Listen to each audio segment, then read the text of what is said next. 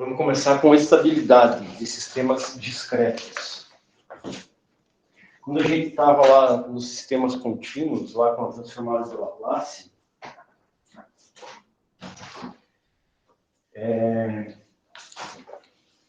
se eu tenho um sistema com essa função de transferência aqui, h de s igual a 1 sobre s mais 3.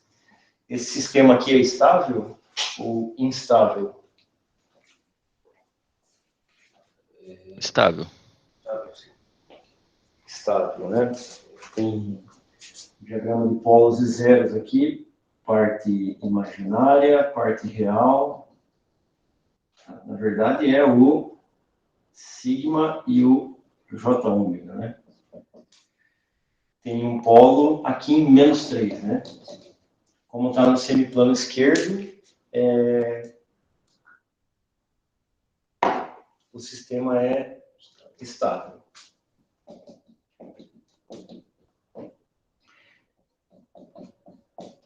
Nesse caso aqui, ele é instável, né? Porque o polo está no semiplano direito. Mais 3, então instável. Bom, se a gente fizer a transformada inversa desse cara aqui, a gente obtém a resposta ao impulso. Como é que fica essa resposta ao impulso aqui?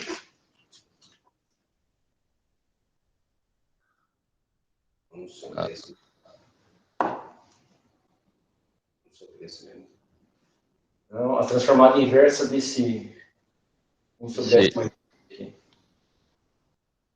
É E elevado a menos 3t. Vezes o de t, né? É. Então, aqui dá para ver que ele é estável também, porque se a resposta ao impulso for absolutamente somável, né, se a integral de menos infinito a infinito do módulo do h de t for menor do que infinito, se essa soma... Não, é diferente da integral de energia, né, que é ao quadrado aqui. Essa que define o critério de estabilidade é só o valor absoluto. Se isso aqui valer, o sistema é estável, né? E nesse caso, vale, porque a exponencial é decrescente e ela está multiplicada por u de t, então ela começa aqui em zero, né? Então, aquela integral ali, eu vou integrar essa área aqui, e ela vai tender para o valor finito, né? Então, o significado do polo do lado esquerdo está relacionado a esse sinal aqui, né? Esse sinal aqui, ele inverte aqui na transformada, e aqui a gente mapeia a estabilidade. Já aqui, qual vai ser a resposta ao impulso? Pena 3t, né? Mais 3t, tudo de t. Então, aqui a gente tem uma exponencial crescente, né? Então, a área aqui não vai convergir. Essa integral vai dar... A integral do valor absoluto vai tender a infinito. Então, esse sinalzinho aqui está relacionado a esse aqui, né? E aqui a gente vê graficamente na resposta ao impulso o conceito de estabilidade. Em geral, a gente usa a transformada de Laplace para definir a resposta em frequência de sistemas definidos por equações diferenciais ordinárias, né? E aí esses sistemas vão ter uma função de transferência que são polinômios racionais, um polinômio no numerador e um no denominador, que a gente viu casos bem simples, né?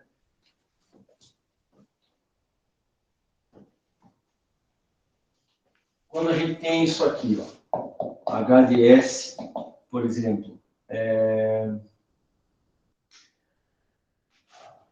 vamos colocar S aqui, isso aqui é um polinômio de primeira ordem, né? De numerador. E no denominador, vamos colocar um de segunda ordem, S ao quadrado, mais, deixa eu ver, 3S mais 2. Se eu pedir para fazer a transformada inversa aqui, vocês vão fazer frações parciais, né? E aí vão achar aqui, quem quer fazer rapidamente aí? Esse será S sobre S mais 1, parênteses, né? Multiplicando S mais 2. Ah, tá. Sim, e quais vão ser as duas frações parciais aqui? Alguma coisa sobre S mais 1, mais alguma coisa sobre S mais 2. Né? Quem vão ser essas alguma coisas aqui? Esse cara aqui, eu faço isso aqui, né? S sobre S mais 2 com S tendendo a menos 1. Vai ficar menos 1 sobre 1. Vai ficar menos 1. Aqui. E para encontrar esse aqui, eu faço isso aqui, né? S sobre S mais 1 com S valendo menos 2. Então vai ficar menos 2 sobre menos 1. Menos 1. Será menos 2. Será 2. 2. Vamos ver se dá certo aqui. S mais 1.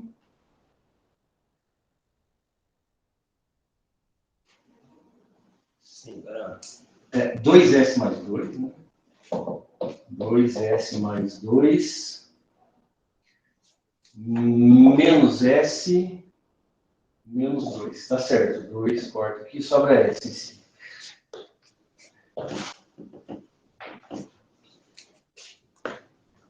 Então a gente decompõe aqui.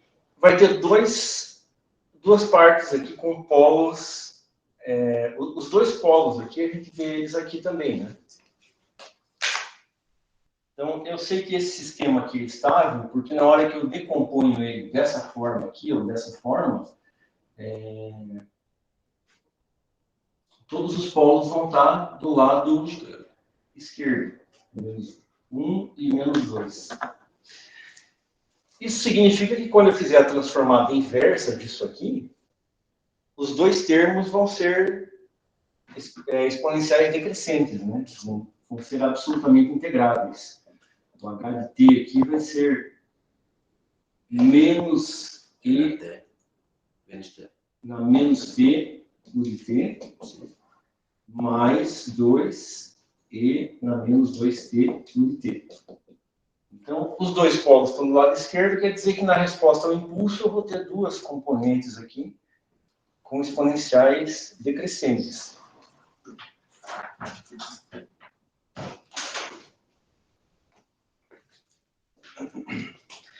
Beleza. Resumindo, estabilidade de sistemas contínuos é isso aí. A gente tende a decompô-los em frações parciais desse tipo aqui, né? Frações parciais do tipo 1 sobre S mais A, né? Cuja transformada inversa é... Vamos botar mais para cá. 1 sobre S mais A, cuja transformada inversa é E na menos AT U de T. E em sistemas discretos, lá definidos pela transformada Z, com funções de transferência em Z, a gente tende a decompor esses sistemas em que tipo de frações parciais?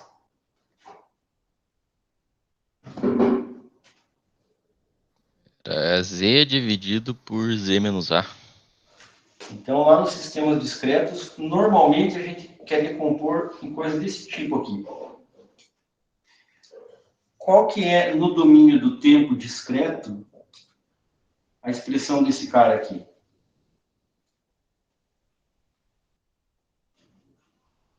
seria um H de N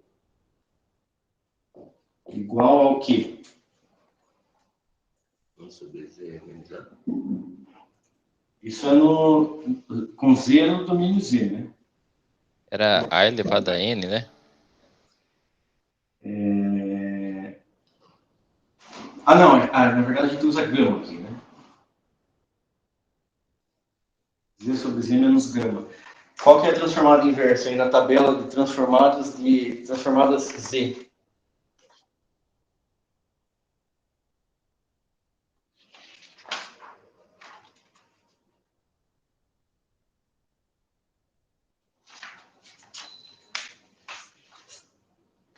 Z sobre Z menos gama é o que no domínio do tempo?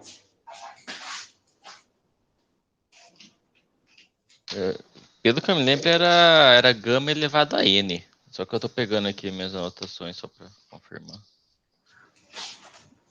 Vou colocar aqui. Se der alguma diferença aí, você me avisa. Gama elevado a N, e daí tinha um U de N, né? Gama elevado a N, U de N.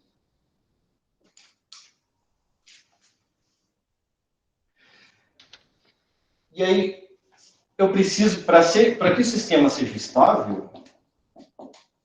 É isso mesmo, é gama elevado a N de N. Beleza. Para que o sistema seja estável, eu preciso que o somatório seja... a soma dos valores absolutos aqui seja um valor real finito, né? Então, H de N, módulo de H de N, essa soma aqui, com N de menos infinito a infinito, tem que dar algo absolutamente somável, tem que dar um valor real finito. Professor, desculpa. Essa análise que você vai fazer agora é análise de estabilidade para sistemas discretos. Para sistemas discretos. Até aqui a gente estava relembrando sistemas contínuos, né? Definidos pela transformada de Laplace, agora a gente veio aqui para sistemas discretos. Eu quero fazer uma comparação aqui. O tema de hoje é estabilidade de sistemas discretos. Para que isso aqui seja verdade, bom, isso aqui é uma exponencial, né? Sim. Quando que essa exponencial aqui vai ser decrescente? A exponencial gama na n, multiplicando U de n, né? Mas a exponencial gama na n vai ser decrescente quando? Tende a infinito. Como? N por infinito. Ou tende a infinito. Depende, né? Eu quero que, quando n tende a infinito, o valor tenda a zero, né? Para que isso seja verdade, como é que tem que ser esse gama aqui? Negativo. Se ele for Menor que negativo, 1. vamos pensar um número negativo. Menos 2 é negativo. Menos 2 elevado a zero dá 1. Menos 2 elevado a 1 dá menos 2. Menos 2 elevado a 2 dá 4. 4 e menos 8, daí 16, daí menos 32, está crescendo, né? Não vai ser absolutamente somável. Aí o Gustavo falou ali que esse cara aqui tem que ser menor que 1, né? Meio, por exemplo. Se for meio, vai dar meio elevado a zero dá 1, meio elevado a 1 dá meio, elevado a 2 dá 0,25, 0,125. Então, se isso aqui for meio, né? Meio elevado a n, eu vou sempre dividindo por 2, né? A amplitude. Se for menos meio, também vai diminuindo a amplitude, vai alternando o sinal, né? Vamos ver aqui o menos meio elevado a n, o dn. Menos meio elevado a n vezes o dn. Esse cara aqui vai ficar 0, 1, 2, 3, 4, 5. Menos meio elevado a zero dá 1. Menos meio elevado a 1 dá menos meio. Elevado a 2 dá 0,25 elevado a 3 dá menos 0,125. Elevado a 4 dá alguma coisa positiva, a 5 dá alguma coisa negativa. Está decrescente, né, em termos de amplitude. Então, aqui não importa o sinal, né? O que importa é que o módulo do gama seja menor do que 1. Então, isso aqui vai convergir quando o módulo do gama é menor do que 1.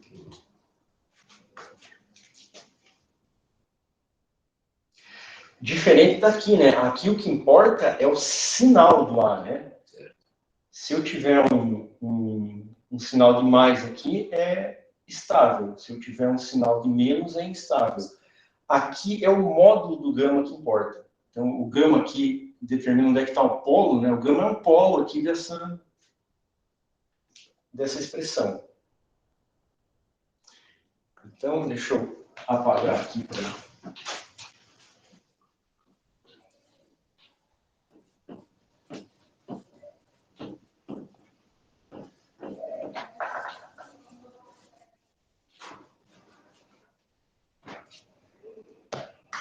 Então, se a gente fizer lá o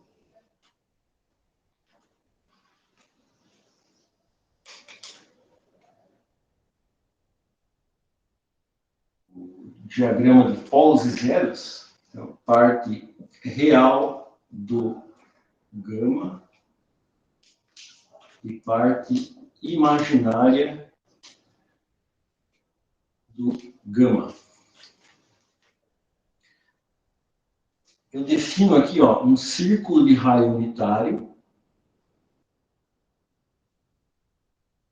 Círculo de raio unitário. Então, aqui é 1, aqui é menos 1, aqui é menos J e aqui é J. Se eu tiver um polo aqui dentro, vamos colocar aqui um exemplo.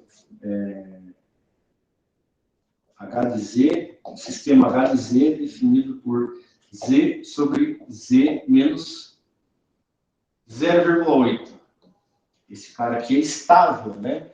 Porque tem um polo lá em 0,8. Aqui. Posso colocar mais polos nesse sistema aqui.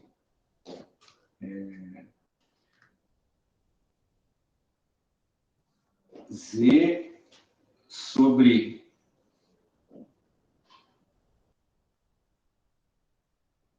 melhor somar, né?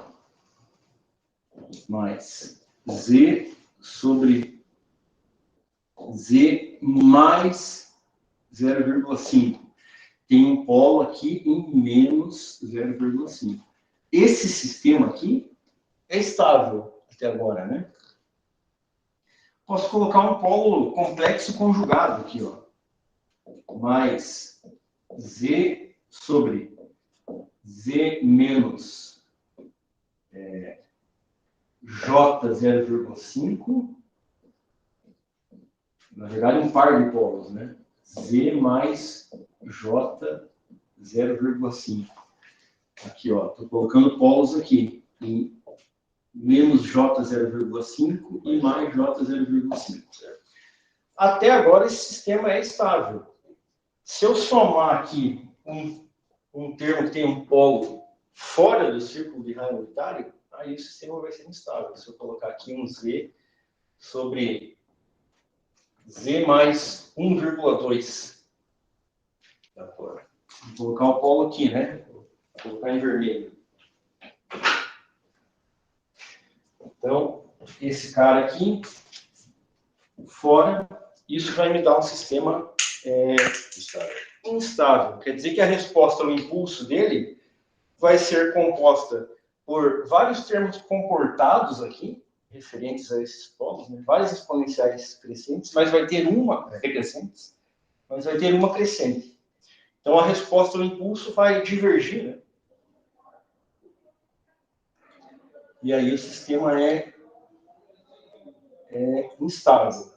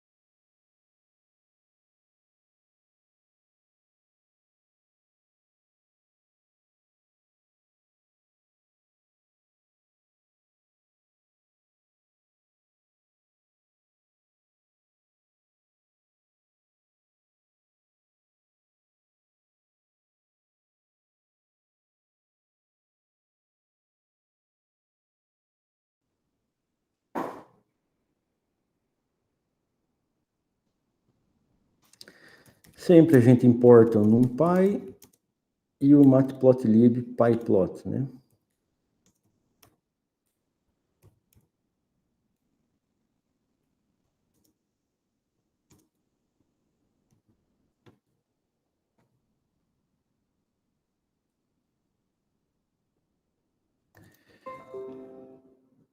Então, vamos lá. O meu sistema, vamos definir aqui a função sistema.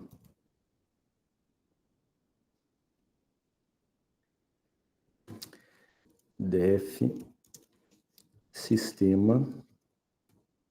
Ela vai levar um vetor x como entrada.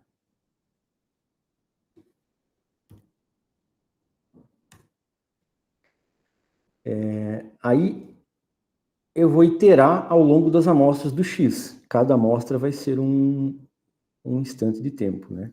Eu vou fazer um for. A gente tem chamado de n o índice, então vamos com n aqui. N in range len x. Então, aqui é o tamanho do x, né? Length x. Então, ele vai iterar tantas vezes quanto existirem elementos no x. Agora é só eu compor o meu y de n aqui. Vamos criar o vetor y de n. Y, né? Y vai ser... Eu vou criar um vetor de zeros com as mesmas dimensões do x. Zeros like x. Eu uso essa função do NumPy aqui que já faz isso, né? Então tá.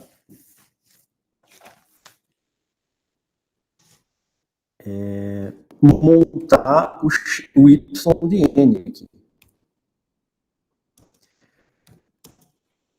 O y de n... Bom, para fazer a implementação computacional, na verdade, eu nem precisava ter feito o diagrama em blocos. Eu posso usar só a equação de diferença.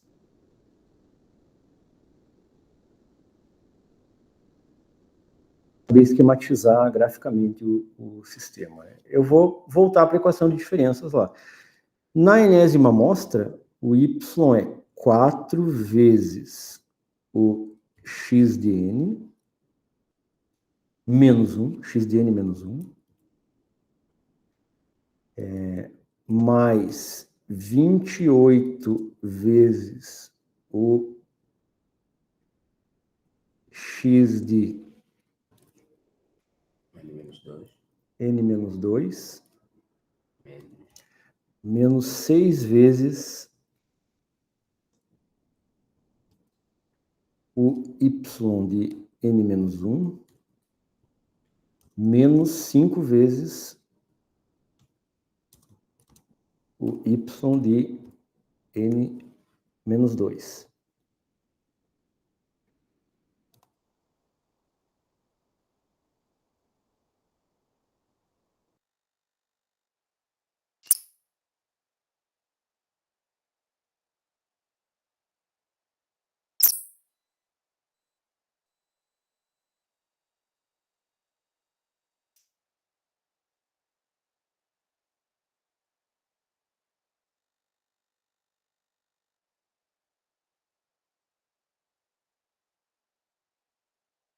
O microfone parou, professor.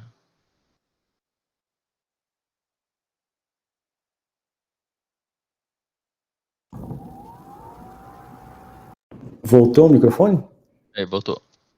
Beleza. Se parar de novo, você me avisa, por favor, que aí eu mudo para o outro microfone. Na amostra... Bom, quando começar a iterar aqui, o n vai começar em 0, né? Aí, na primeira iteração, ele vai buscar lá o x de 0 menos 1, o elemento índice menos 1 no x, que não existe, né? Então, a gente tem que fazer uma adaptação aqui. A gente pode fazer começando na amostra 2, então de 2 até o len. E aí as duas primeiras iterações a gente faz aqui fora.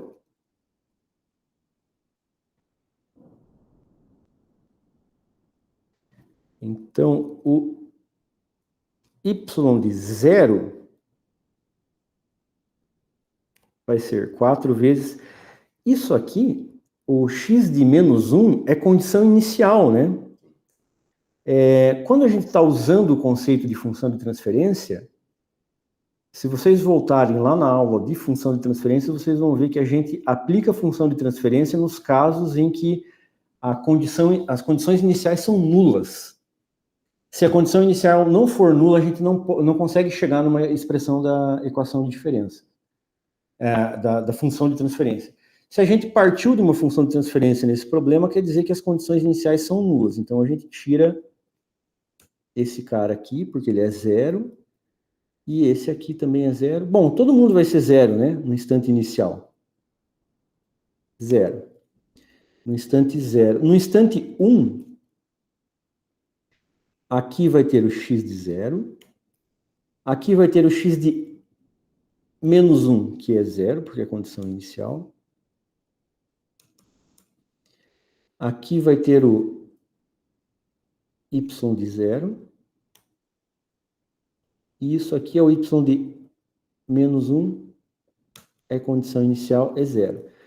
Então, como tem dois atrasos, eu tenho que tratar as condições iniciais aqui para o meu sistema não ir buscar índice negativo lá no vetor, porque daria erro, né? Então, eu montei aqui o y de 0, o y de 1, e daí aqui eu começo com o y de 2. Vamos ver. Beleza, ele interpretou direitinho essa função. Agora a gente cria um x qualquer. Vamos criar um x que é um impulso unitário. Eu vou fazer o x um vetor de 20 zeros. E vou colocar 1 na primeira amostra. É bom ser uma figura não muito alta, né? Então, a altura 3, largura pode ser 10, altura 3. Fig size igual a 10,3. E aí, nessa figura, eu vou dar um stem. Não vou usar plot, vou usar stem, que ele plota os palitinhos, que é mais adequado para a gente observar sistemas discretos, sinais discretos. X.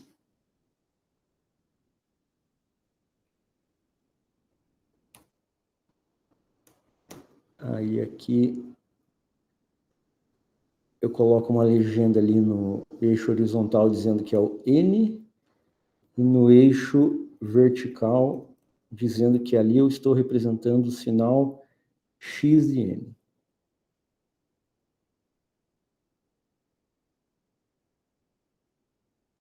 Cadê meu X?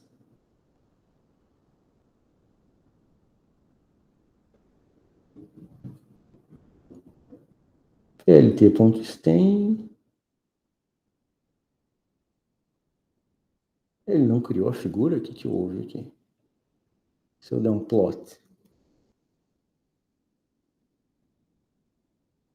Ah, sei. É que eu tô, pela indentação aqui, eu estou fazendo tudo isso dentro da...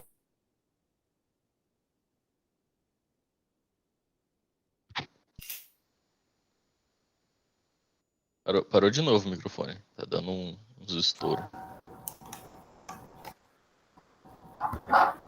Agora voltou. Vamos usar esse outro microfone aqui.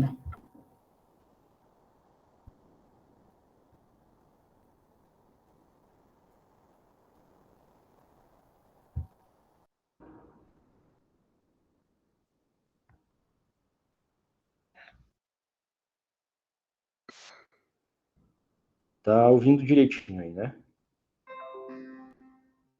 Sim. Ah, beleza. Coloquei o outro microfone aqui, porque o do meu notebook também não é muito bom. Isso aqui eu tenho que definir fora da função, né? Porque senão ele não vai executar quando eu mandar. Aí, tá aqui o meu X. Posso colocar mais baixinho essa figura, 2. Ele vale 1 na primeira amostra e 0 nas outras. Agora eu vou fazer um Y de acordo com a definição do meu sistema aqui.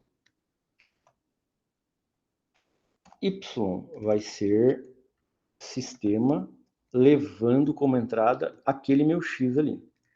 E aí vamos plotar uma outra figura aqui.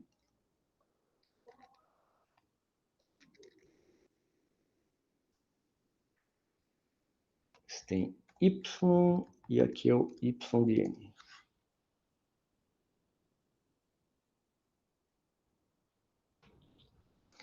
Eu sei o que aconteceu aqui. Esse sistema, ele é instável, né? Como é que são os polos dele? Qual que era a mesma expressão do sistema? Você anotou ali? Não. Deixa eu ver. Eu tenho aqui.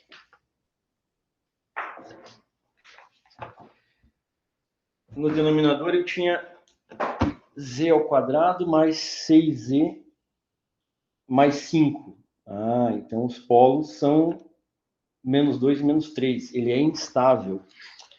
Então, aqui o que acabou acontecendo é que a escala ficou ruim aqui, né? Porque como ele é instável, vai aumentando exponencialmente a amplitude. Eu estou com amplitude muito altas aqui, ó, na ordem de 10 a 12. Então, eu vou colocar menos amostras para a gente conseguir visualizar, ter uma visualização melhor aqui. Talvez com 5 amostras fique mais apropriado. Aí. Esse é um sistema instável e está aqui o comportamento dele.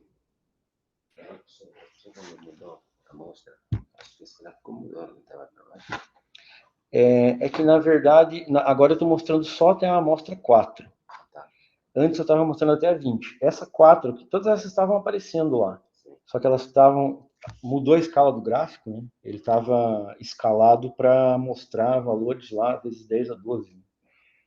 Se a gente colocar como estava antes, ali, ó, 20, a amostra 4 está aqui, só que a gente não consegue ver o valor, né? Porque está muito próximo de 0 aqui nessa escala.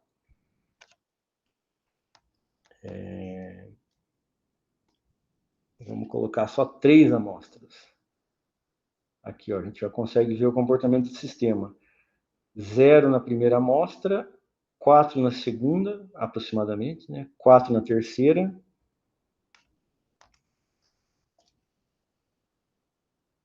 Como esse sistema é instável, ó, daí na quarta amostra já vai lá para menos 40, né?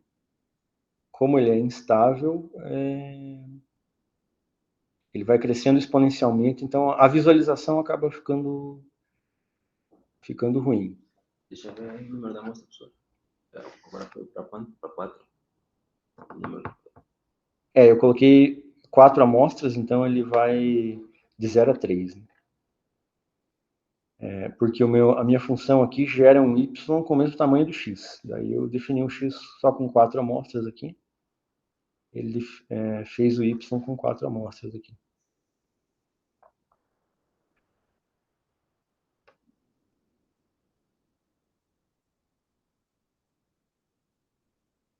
Também está bem. Então, eu vou estabelecer uma atividade computacional para vocês aqui. Vamos lá no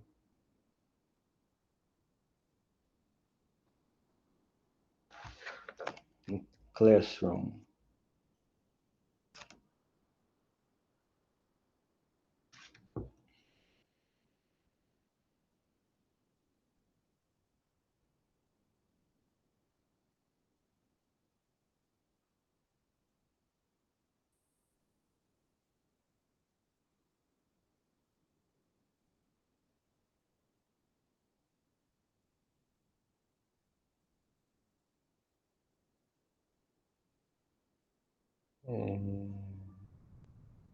Transformada Z. Essa aula aqui está realização de sistemas discretos.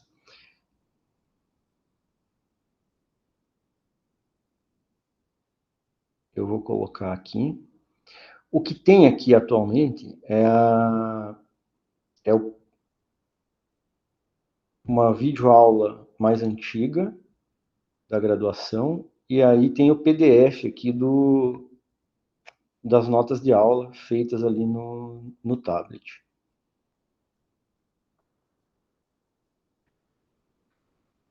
Aqui eu faço uma formulação genérica. A gente fez agora específica para aquela função de transferência aqui.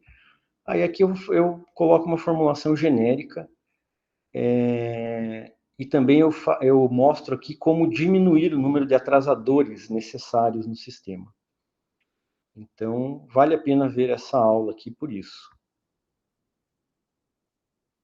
Mas é mais conceitual, né? Eu vou adicionar aqui daí o vídeo da aula de hoje, que eu fiz aquele exemplo ali. Então, realização de sistemas a tempo discreto. Vai ter uma lista daí de realização de sistemas a tempo discreto. E essa lista a gente pode colocar para daqui uma semana.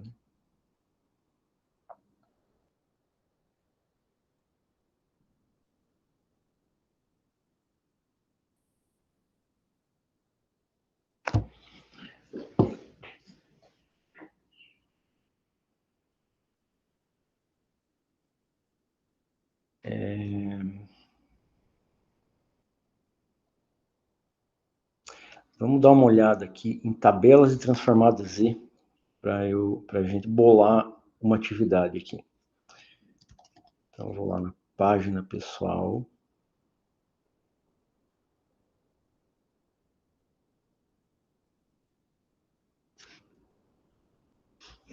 Tenho que ir no banco de provas. Se eu for na prova 3 de algum semestre, aí tem uma tabelinha de transformadas Z. Ah, mas é uma tabela bem reduzida que eu coloco nessa aqui, nem apareceu.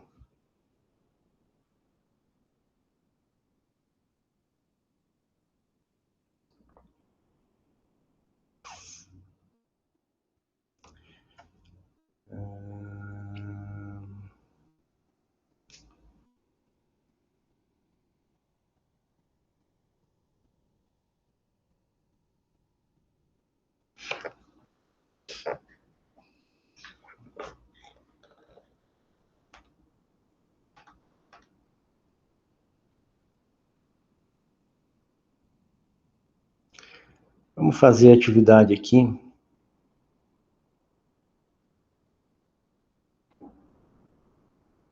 Então, eu vou criar.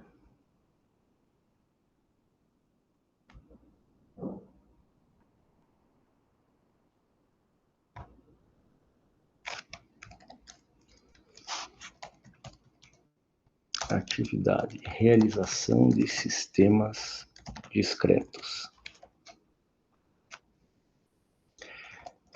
Faça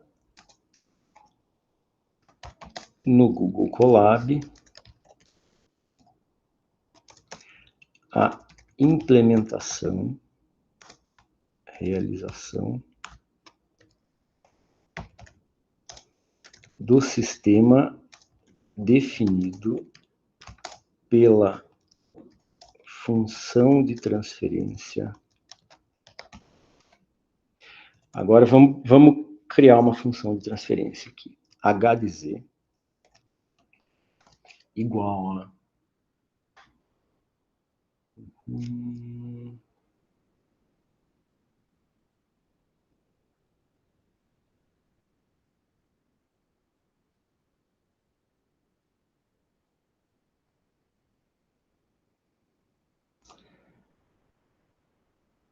Z sobre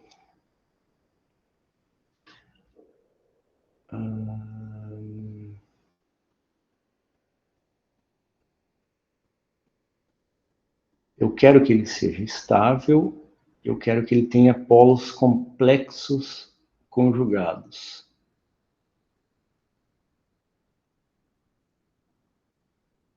Então, os polos poderiam ser meio J.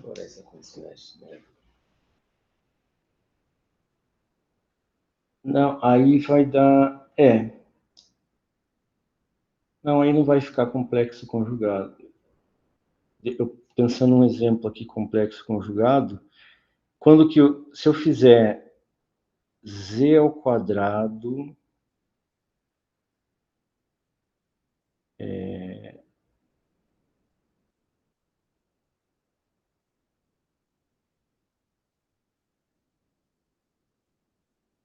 z ao quadrado menos 2.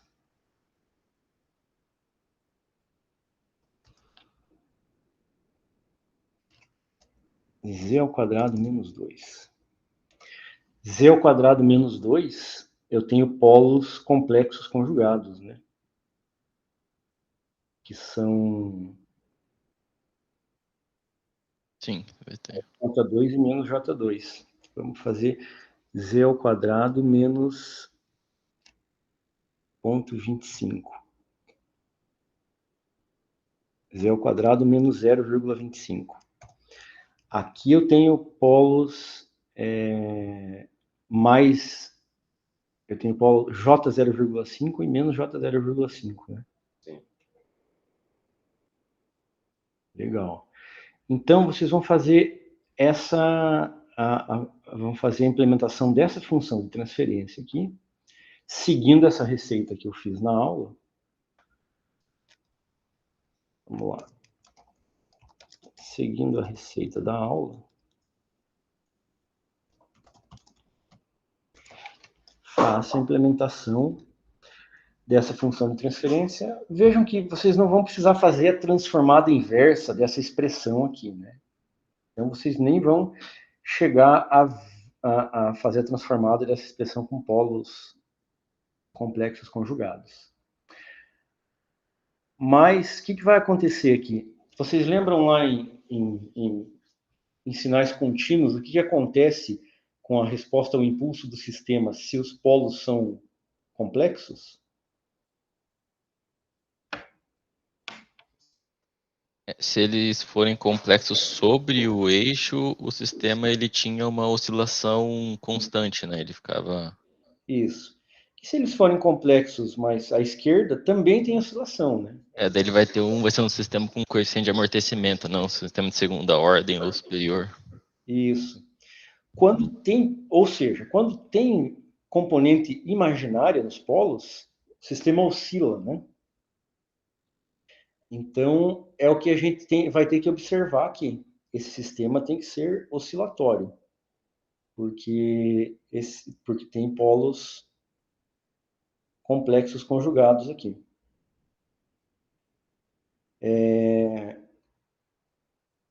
Então, vocês fazem a implementação e mostram, seguindo, realiza a implementação da função de transferência.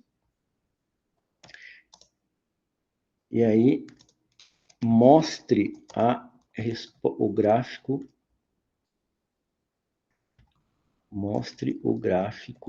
da resposta ao impulso desse sistema.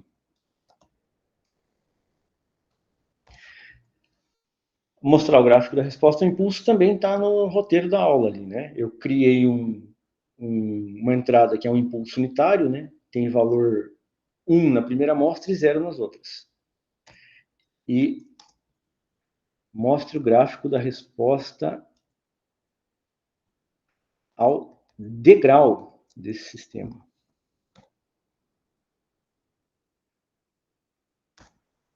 Na resposta ao degrau,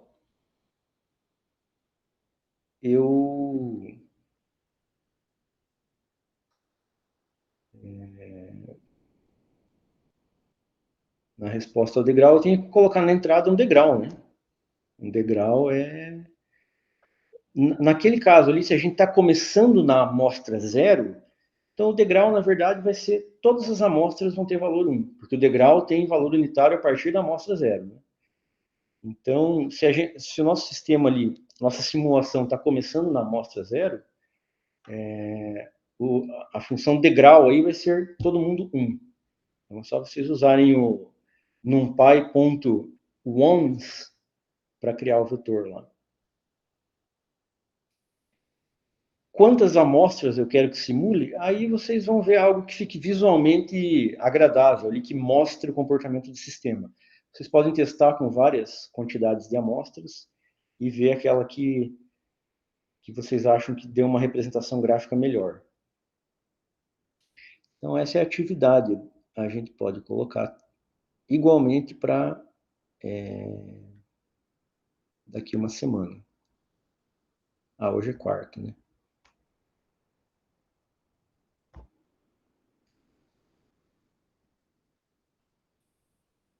E aí vamos puxar aqui a atividade realização de sistemas discretos.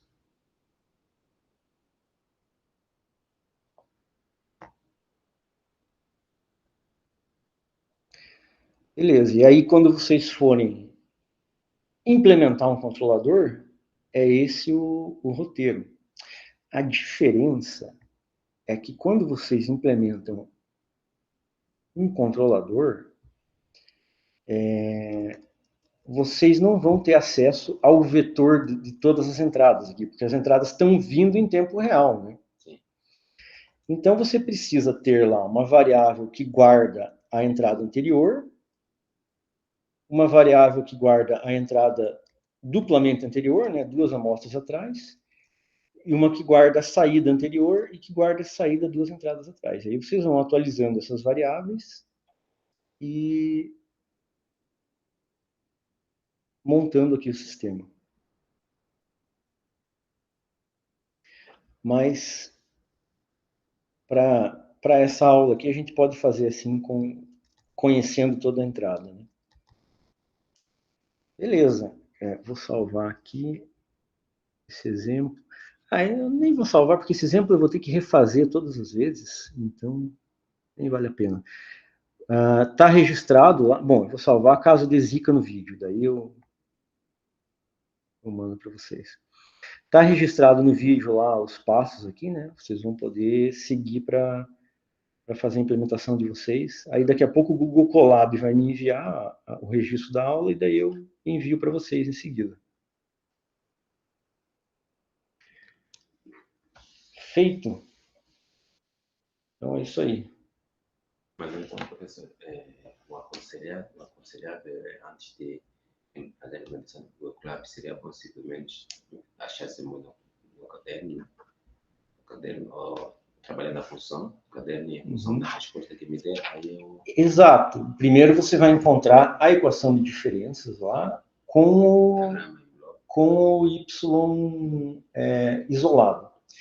O diagrama em blocos não é necessário, como a gente viu aqui, né? A gente consegue fazer a implementação direto com a equação de diferenças. Então, é opcional o diagrama em blocos. Na lista de exercícios ali, aí vai ter vários exercícios em que vocês vão ter que montar o diagrama em blocos. Mas para a implementação aqui não é necessário. Mas eu acho que é um bom exercício também você montar, mas é isso que é opcional. Quer dizer, o exercício é só chegar até essa aí, né? Saída e fazer a implementação com o professor. Isso.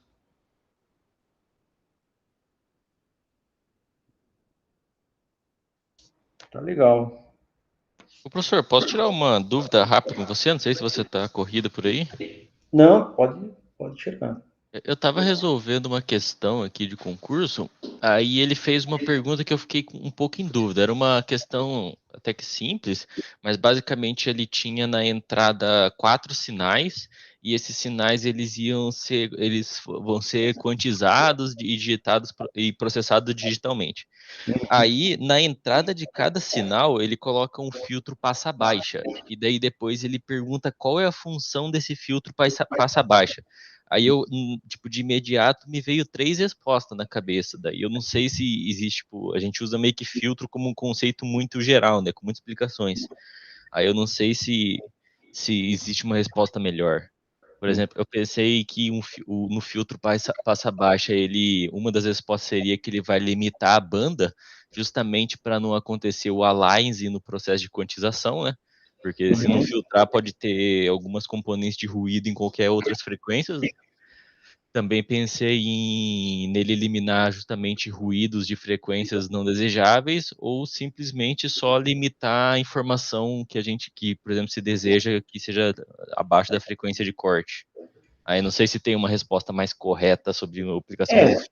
Na verdade, a primeira resposta é quando a gente está estudando amostragem, né, o texto, o papel desse filtro ali, da resposta que você deu. O papel dele é limitar a banda do sinal para impedir o aliasing. Num sistema de processamento de sinais, você tem o sinal analógico lá, então a primeira etapa do sistema é o conversor analógico digital, né? o conversor contínuo discreto. Né? Não, desculpa, a primeira etapa é esse filtro, daí depois vem a discretização. Esse filtro, ele até é chamado de filtro anti-aliasing. O papel dele é realmente limitar a banda do sinal para aliasing. Aí ele pode reduzir ruído, né? Mas a função dele, a função primária Beleza. Era essa a minha dúvida. Quando a gente projeta o sistema, a gente projeta ele para uma determinada frequência de amostragem e, consequentemente, uma determinada banda dos sinais de entrada, né? A banda ser maior do que da frequência de amostragem. O sistema não tem como a gente garantir que o usuário vai colocar uma entrada que respeite as condições que a gente usou no projeto, né? Por isso existe esse filtro anti-aliasing. Esse filtro anti-aliasing força que o sinal que está entrando na parte não tem as componentes acima lá da frequência de Nyquist. E também em casos reais, você não, tipo, você sempre vai ter ruídos, né, acima dessa frequência. Então é possível que esse ruído tenha uma amplitude que pode dar aliasing mesmo, né? Dependente da entrada. Também. Ele tipicamente vai ter ruído na banda toda, né? E aí ele tem essa função também de eliminar o ruído. Beleza, então. Legal. Bom, era isso, muito obrigado. De nada. Então, encerramos por aqui. Aí eu vou tratar com o Eugênio aqui sobre a parte que ele está estudando de programação ali. E aí nós conversamos novamente na sexta-feira. Beleza, muito obrigado. Então, boa tarde os dois aí. Só um minutinho, desculpa. Vamos ver o que sobrou para fazer. Basicamente, a disciplina já foi coberta, né? Estabilidade e realização de sistemas assuntos aqui. Então, sim, tem o trabalhinho de vocês ainda, né? Que a gente esqueceu de falar dele aqui. Você chegou a gente conversa na sexta, então, mas façam aquele exercício mental, né, de tentar interpretar o que está acontecendo ali entre os espectros. Aí na sexta a gente trata disso, a gente define a data da prova também, que a gente vai fazer uma prova aqui. E aí a gente combina aqui como é que vai ser o fechamento da disciplina. Beleza. Tá legal, então. Valeu, Gustavo. Valeu. Boa tarde. Boa tarde aí para vocês dois. Tchau, tchau. Boa tarde, tchau, tchau. Então, encerro a gravação aqui.